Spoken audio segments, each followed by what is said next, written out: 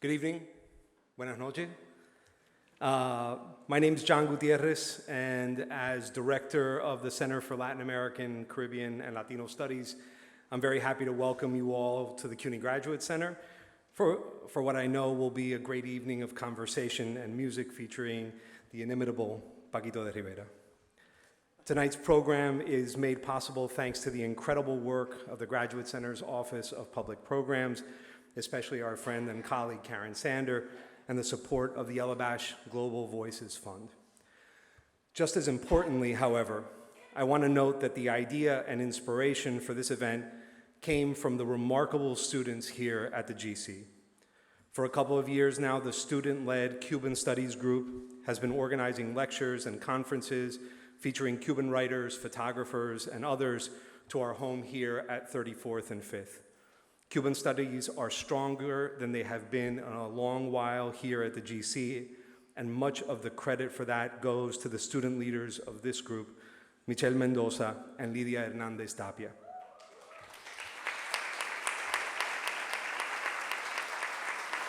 Just as a brief aside, Lidia also serves as administrative director of the CLACLS, so we're especially proud of her this evening. Finally, a word of thanks to the incredible Maria Antonia Cabrera Ruz, who helped make this evening's event happen. Okay, so enough thank yous. I'm a historian by training and a Cuban American by birth. That means I have a lot to say about, well, everything. But not tonight. Trying to introduce tonight's guest and do justice to his career as a musician, as a composer, as a defender of artistic freedom is virtually impossible, so I won't even try.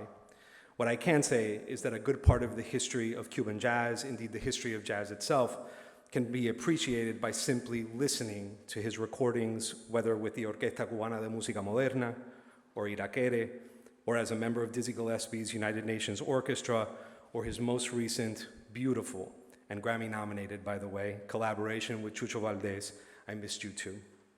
We're all going to do a lot of listening tonight, and that starts with a conversation between Paquito and my colleague and partner in crime here at the Graduate Center, the wonderful historian and journalist, Mila Burns. Finally, for tonight's performance, we are lucky and thankful to have Alex Brown, an accomplished composer and musician in his own right, accompany our guest of honor. Damas y caballeros, yes, damas y caballeros, Mila Burns y el maestro Paquito D'Rivera.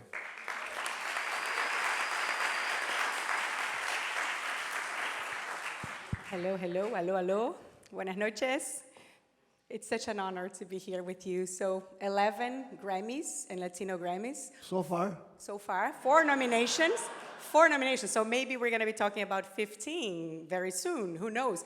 But the 4 nominations and the 11 Grammys are very different if you look at them, like different styles, different projects. I was exchanging emails with Brenda, your amazing soprano wife, and she was telling me about, Paquito cannot talk now because he's in Colombia, and he has this project with an Andean group, a big band, a jazz ensemble, palos y cuerdas, and I was like, what do you mean? Like, you've been doing so many different things in so many different avenues of music and exploring that. How important it is for you to be involved with different environments? Is it a challenge? Is it what makes you special? Can you tell us a little more about that? Mainly I have to pay my mortgage. That's what it is. Y los precios suben, los huevos están carísimos. No, you know what happened? I am a Gemini. I don't, I don't believe in the horoscope and all that, but being a Gemini, I hate doing the same thing every day, except drinking coffee in the morning, which I love, and eating black beans and rice, of course. Well, I will tell you what happened. My father was a classical saxophone player. That sounds like an oxymoron, but it's not. He was the person who imported the French school from the Paris Conservatory in the 40s. So I grew up, he never had the ability to improvise, or that is what he thought. I believe that anyone can improvise. This that we're doing now is improvising. But well, he never learned that. He has a complex. I cannot improvise. But he loved, all he played was classical stuff in the saxophone from the French school.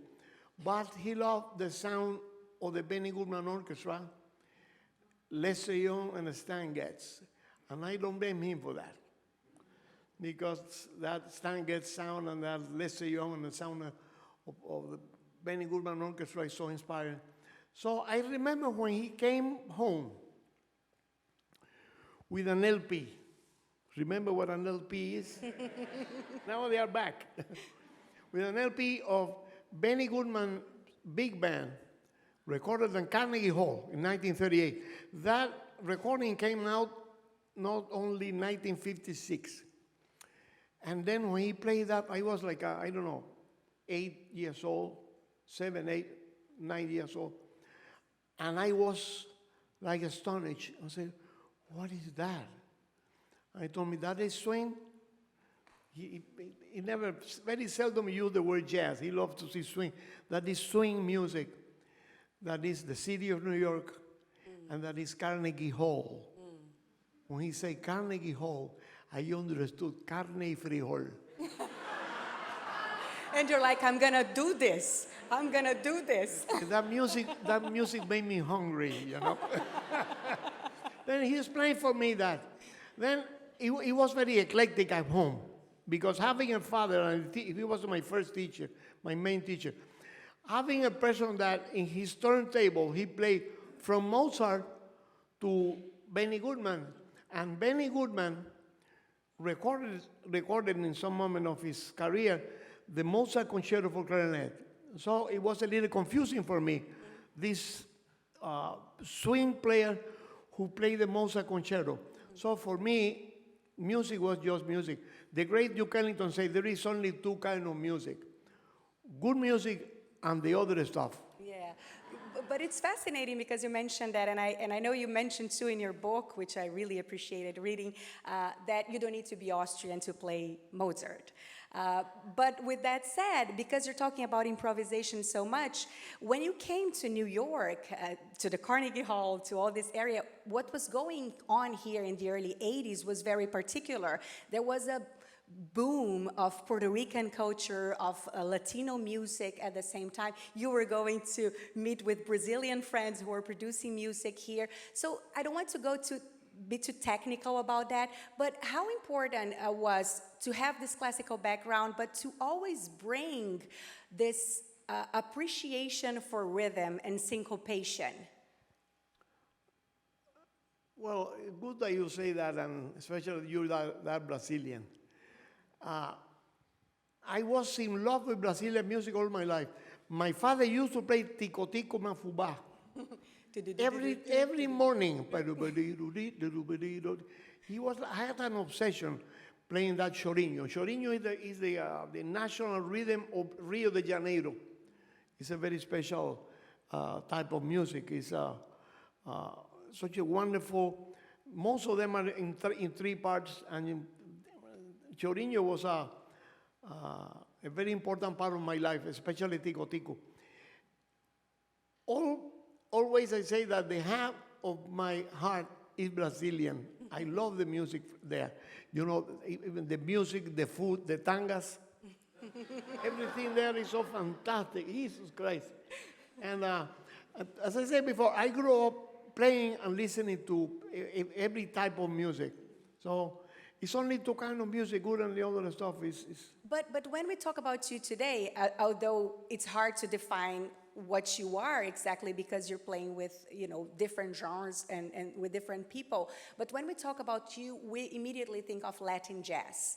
And when you got to New York at that point, that's what was going on. So how was it, you encountering this? It was a fantastic revival of all of that type of music. I had to pay give credit to a lady called Verna Gillis. Verna Gillis has a place, a loft, called Soundscape. And in that place is 10th Avenue and 40, what, 40, 52nd or something like that. 10th Avenue, 52nd. This love soundscape, Mario Rivera, the Gonzalez brothers, Hilton Ruiz, Jorge Dalto. My two first pianists in New York, I was lucky enough, I have Hilton Ruiz, who used to play with Roland Kirk, and Jorge Dalto, who used to play with George Benson. They were my two first pianists. I have been very lucky for good pianists. And the one that we have for you guys tonight is very special too, Alex Brown. And there was a revival of that type of music that they call Latin jazz today. That is mainly Afro-Cuban jazz, but also the elements of the music from Brazil, and later on also the Argentina tango. It's the contribution of Latin American people to the indigenous music of this country, which is jazz music. So we are part of the culture of this, the music culture of this country. You know, lo mismo te guste como que no. We are here to stay, you know. And yeah. We cannot go back. So really was a fantastic atmosphere in those days in Soundscape and all around the city. Yeah. And that stayed like that until today. You like to be surrounded by people. We see that all the time. You're rarely alone. You're always surrounded by musicians from all over. And John mentioned in his opening remarks, Dizzy Gillespie, Chucho Valdez, Yo-Yo Ma. We can mention like a list of legends of world music. But there are also musicians and groups that I only got to know personally because you played with them. I had never heard of them before. And I can even include, I'm a Brazilian person and I only learned about Trio Correntes because of you. Berta Rojas, the Paraguayan accomplished guitar player. I can stay here over and over again. So can you please let me know if it feels any different playing with a legend and playing with people for whom you might be the legend? How does it create or impacts your music? Especially in New York, you find such a creative group of people around here. People that come to this city to do music. And then it's very interesting. When you play different styles of music, you have to do some time of adjustment. Mm-hmm. Some people have the facility to do it, some other people have less facility to do it, you know. But I have always the interest in learning about different styles of music. But when you play with Yo-Yo Ma or the New York Voices, it's a totally different experience. Totally different, but you have to adapt yourself to that thing, the same way that they adapt to what you do. How different is it? Oh, it's very ethereal. Descubrí una palabra nueva. It's ethereal. It's hard to explain. Es como el ole que no tiene explicación. Y los gallegos dicen ole y nadie sabe por qué. Como el jazz, according to Herbie Hancock. What is jazz? You don't know until you listen to it. Como Paquito. ¿Qué es Paquito? Yeah. You can't define it, but once you hear it, you know what it is, right? You know that even before Herbie Hancock say the jazz is something impossible to define and very easy to recognize. But Louis Armstrong, somebody asked him, what is jazz? And say, if you have to ask, you will never learn it. So you can feel it what it is. That's why sometimes they because the sound of the word is so nice. Jazz is happening. They can't call jazz anything these days. I say, that is not jazz. And I say, how do you know it? But it's easy to recognize, you know. When the jazz is a way of living. It's a way of improvising. The articulation, even when not to play. The great Buck Clayton, the trumpet player for Basie and for Ellington, is the most important notes are not the ones you play. the note that you leave out. It's important to know when not to play. A good jazz player, a good improviser is that know when to shut up. If you have nothing to say nothing. It's very simple, you know. That's impressive. And because we are in an academic environment, and you mentioned improvising, I think musicians, and you say that a little bit, you write about that in your book, are very, it's like soccer players somehow, or maybe baseball players too, when you have that myth that if the person is just gifted, was born with that, doesn't need to practice that much, you're born amazing and talented. And with musicians, there's one specific tale too, which is you don't really need to study music. You don't need to read music. It's there. You're born like that, and you're proud of not reading music. You're very much against that, right? Absolutely. What is the importance of the formal reading besides making money? Because you also talk about that as part of it, right? When you know how to read music, the telephone rings more. You know why? It's like Benjamin Franklin said, time is money. And if you don't know how to read, you have to spend 3 hours rehearsing, and we're talking about $150 an hour. So it's good. So some people insist in saying that when you read music, you don't play with your soul. That have nothing to do, the eyes with the soul, nothing to do.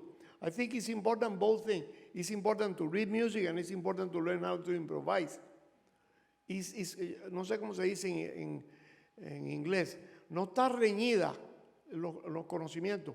You can never be considered better to knowing less, because that doesn't make any sense. People don't go to the university to mislearn. Well, You know? Well, that happens very often, but it's not the intention. I hope. You know? I know what you're talking about. I think it's a combination. You should have. It's important to have to be eager to learn. You to have a dear friend of mine, pianist from Finland, Escolina Valley, and he say, when you think you are a finished musician, you are finished. Oh, wow. Yeah, you have to be. One of the examples is people like Dizzy Gillespie or James Moody, two big stars, and they, in many occasions, I say, how do you do that? Sometimes they make me feel bad, you know, because such big names like that. How do you do that? Come on, Moody, you know how to do that. No, tell me how is that thing with the clavier, you know, that they want to learn all the time. That should be an example for all of us. Not to do, I don't need that. There is a great Cuban composer. We went to school together called Tania Leon. And Tania told me, you know what is a mistake of many teachers? Many of them, it's the ego. It's when you think, what I don't teach you, you don't need it. That is something very stupid to say, and very insensitive. That's why I consider my father a great teacher, because he didn't know how to improvise, but when he saw me interested in that type of activity, he took me to some of his friends who knew how to do the thing. You call that a great teacher, a teacher that knows how to shut up and bring you to some people who know what you need to know. Yeah. And I was lucky enough for that. Are you capable of saying today or giving yourself a label in terms of nationality, having been all over the world, but still being identified as the icon of Cuban music, and having lived in New York for so long, having married a Puerto Rican soprano who brings so much of Puerto Rican music to your life, being connected with US music and jazzists? Is it possible for you to tell you how you feel? You can take a Cuban out of Cuba, but you don't can take Cuba out of the heart of a Cuban.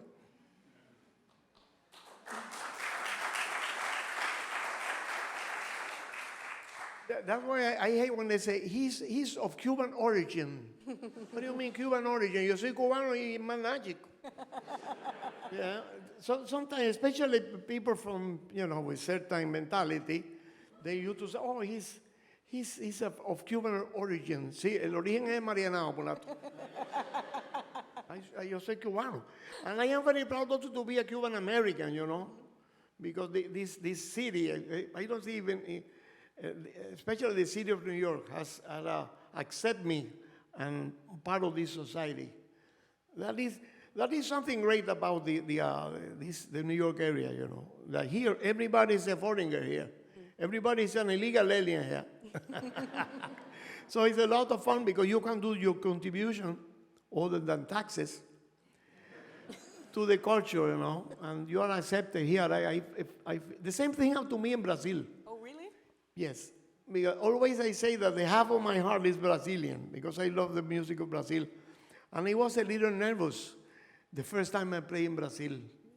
I played with the wonderful Leni Andrade in São Paulo. And the people, of course, I learned and I studied the music and all that. I did my homework, that they call it here. But they accept me. Brazilians are very open, with people that pay respect to the music. And New York is something like that also. Leni would even cook for you. That's how much she appreciated you, right? Yeah. She was very special for all of us. Yeah, she was amazing. And I've heard that although you are absolutely like Cuban American and New Yorker, you have your own little Cuban square, Cuban neighborhood where you play la pelota y todo lo más. Can you share with us a little bit of how important this home inside your home is for you? Well, we live, I say we because it's like a family there. Writers, painters, bandidos, de todo tenemos por ahí. We have a group in New Jersey. It's an area of New Jersey that is a black bean land. So it's wonderful because you can learn a lot from these guys, especially the writers. Mm-hmm. We have very good writers, painters, and sculptors. And it's really wonderful, that area. It's different towns. Every 10 blocks, they change we're going to say something, no. They change the mayor. And in North Bergen, Union City, West New York, Weehawken. So every Sunday, they go to play ball. Terrible, but they have a lot of fun. Play baseball. But it's fun, right? It's a lot of fun, yeah. Paquito, to end this conversation, I just wanted to ask you about your future projects, because I know that once you leave us here today, you're going to Miami, because he has not had enough of experimenting with new things with a ballet, and then you have a new piece to present in Barcelona, then you have the 4 Grammy nominations. So what else? What about the writer career too? Are you exploring new avenues there? Are there new books coming out? Can you tell us about future and I have some projects? ideas for book, but I love writing. So I know you read my Sax Life. Oh, yeah. It's really good, everyone. It's a that was my great book. book. It's really good. I used to write in Cuba, but never published or anything there. I love writing. But once I remember that I sent, like it was the root or the beginning of my Sax Life, I sent it to my friend Guillermo Cabrera Infante. Mm-hmm. And then he wrote me in English. I knew that Paquito can write. Yo lo llamé y dije, ¿tú crees que yo puedo? Sí, you have to, when you like to write, you have to write. The only way to start writing a book is starting. So I start writing that thing, by Sax Life, and I had so much fun writing. Remember what happened, what could happen, Sometimes you have to invent things that happened before because maybe it's not true, but it's fun. You messed up with me a little bit with that book because there's so many fascinating stories that I wanted to ask you about each one of them. One page I was like, I'm going to ask about this, and then, no, I'm going to ask about that. No, and then I'm like, I can't ask about any of those things, otherwise we'll be talking forever. So I'm looking forward to reading the next adventures Well, of Paquito. actually, it's another book out Okay. in English, and it's called Letters to Yeyito. It's a very interesting book. My friend, the wonderful writer Ilan Stavans, called me and said, I want you to write an educational book for students who want to be a musician. I said, people that crazy, they want to be musicians. Okay, and then I remember that once in Santa Clara, I was playing el Teatro Caridad, se llama el Teatro Santa Clara.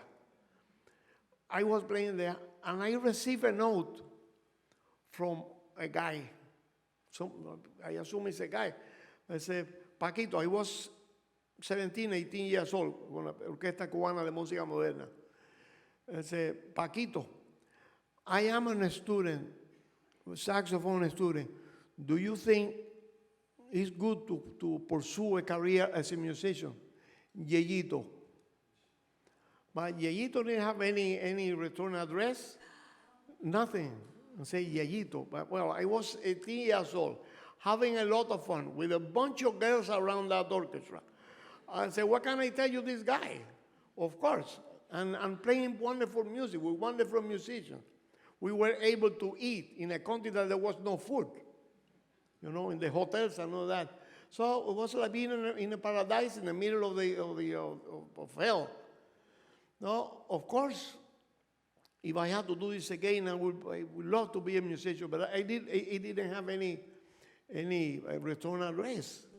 And then Ilana Staffan gave me the opportunity to write this book, answering that letter to Yeyito. So don't miss that book because it's a lot of fun. Letters to Yeyito.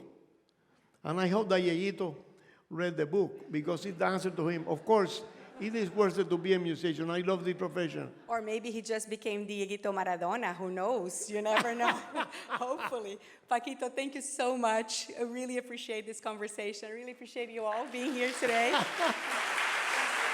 play some music, Yeah.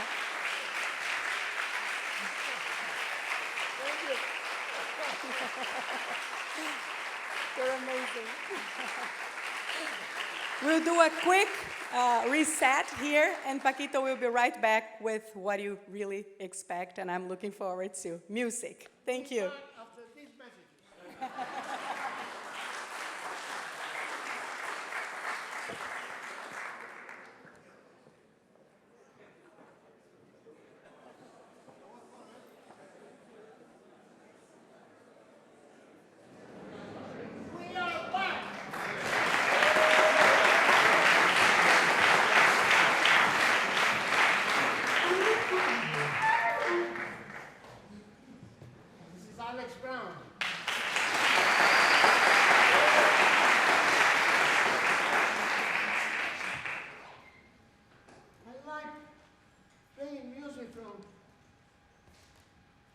Composer from all over the place.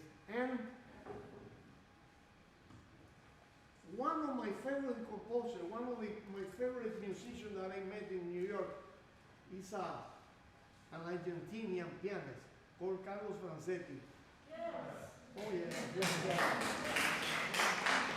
Super composer and pianist and friend.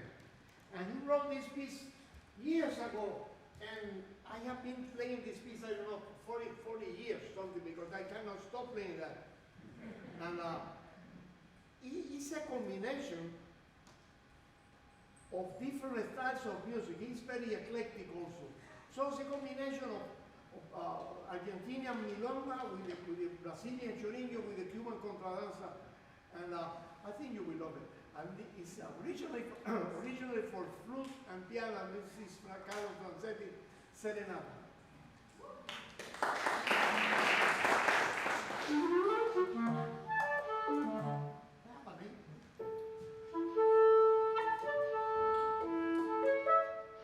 My father used to say, that's one note, what about the rest?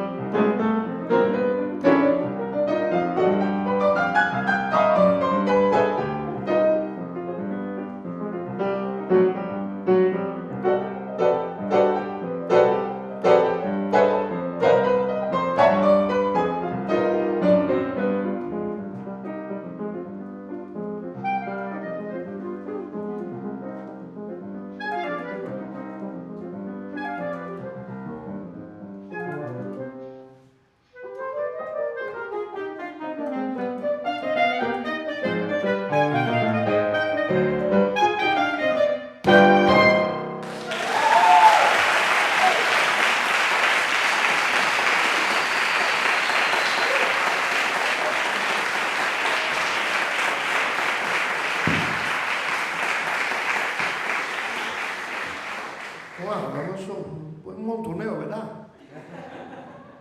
Always I say that you don't have to be Austrian to play Mozart. Of course, a good wig and all that helps, you know. But Alex is from Maryland. So, Orioles. So can you tell us how you get involved in todo el montoneo ese, all that Latin stuff? Can you explain something? Can you confess?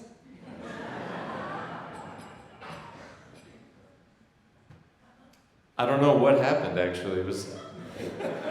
I was just drawn to this music, and when I was in about 8th grade, this wonderful DVD documentary was released called Calle 54, and it profiled many wonderful musicians, including yourself.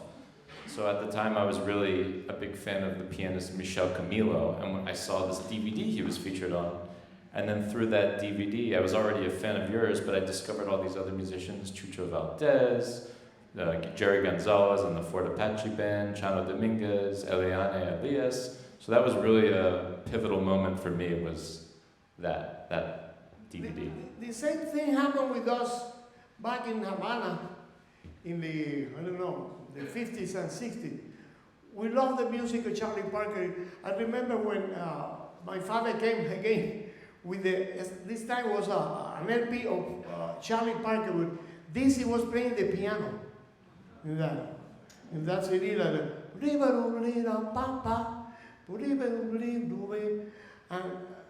was the beginning of the bebop era. And then I asked my father, what's that? And it's called bebop. I said, bebop. And he said, you like it? I said, no. I don't like it, but they are good musicians. Yeah, but they play such a strange stuff. I said, I think you should go and understand and investigate why they are doing that. And we learn the language, and now we make a living out of playing that language, the language of the bebop. You don't have to be Austrian to play Mozart. You don't have to be from New York to play bebop. So the same thing with Alex. He plays so beautiful our music on any style because he was curious to know. And talking about Mozart, the most fantastic piece ever written for the clarinet was the Mozart Concerto in A for clarinet and orchestra. We don't have the orchestra here because, immigration service was around. But we will try to do the second movement of that piece. They have been playing that second movement wrong. Yeah, I am sorry, but the second movement of the Mozart Concerto is a blues. Wynton Marsalis told me that they did the research and Mozart really was from New Orleans. So this is our version of the second movement of the Mozart Concerto for clarinet in A and orchestra. You can imagine the orchestra.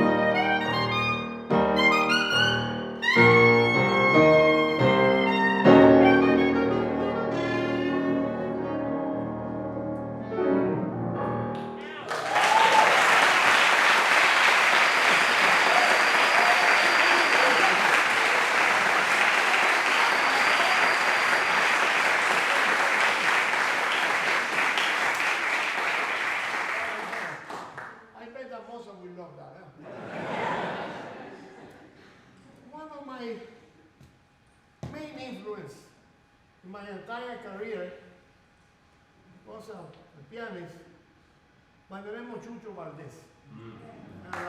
His father was a fantastic Bebo Valdés. I recorded him after 32 years without entering the studio. And then the first piece that I record with Chucho is called Mambo Influencial. Of course, it was influenced by the music of bebop, the era of bebop. The first time I saw Chucho was like, playing in a club in Havana. He was probably 22 years old, something like that. Playing in the style similar to the great Oscar Peterson. It's impossible, a kid with that age playing like Oscar Peterson. Later on, he developed his own style of music. But he influenced me and many others a lot. And then I want to play this piece that was the first piece that I recorded with him, Mambo Influencial. And this piece is included in the CD that we recorded after he decided not to go back to our homeland. He told me, I can't go back there. And then I said, okay, let's start playing together again. And we recorded a CD called I Miss You Too, Chucho.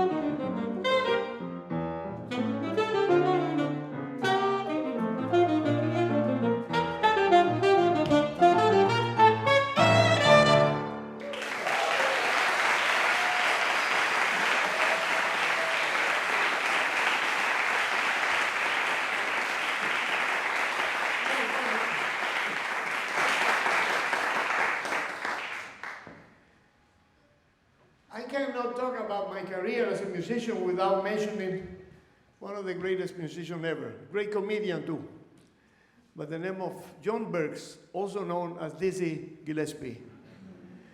When Dizzy died in 1993, it was a very sad event for everybody, because Dizzy was very special for all of us. He was a great help in the career of many of us. And that man was an inspiration even the day of his death, because I was feeling prior to write a bossa nova for him. It's a combination between a bossa nova and a bolero. You know how much Dizzy loved the music of the illegal aliens. Yeah. So this is called I Remember Dizzy, or A Night in Englewood.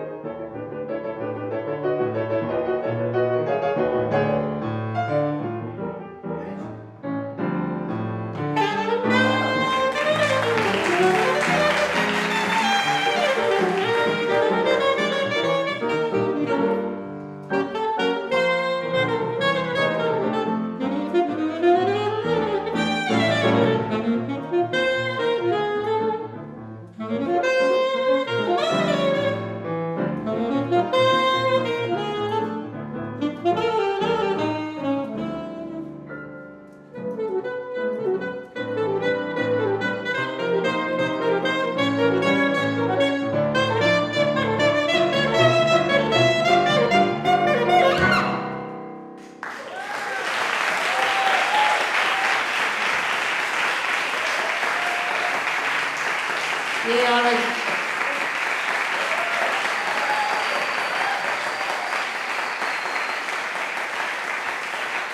Thank you.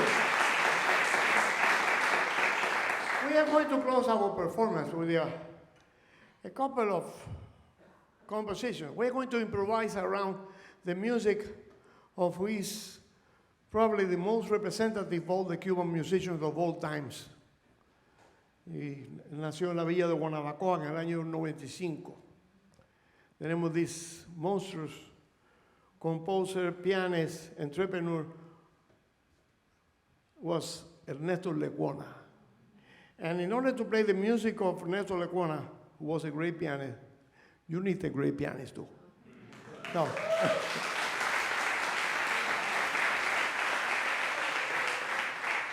Son un par de piezas ante el Escorial. We are going to do like a improvisation around ante el Escorial and then the title chord of his famous Suite Andalucía. Thank you for coming to see you and hope to see you soon again.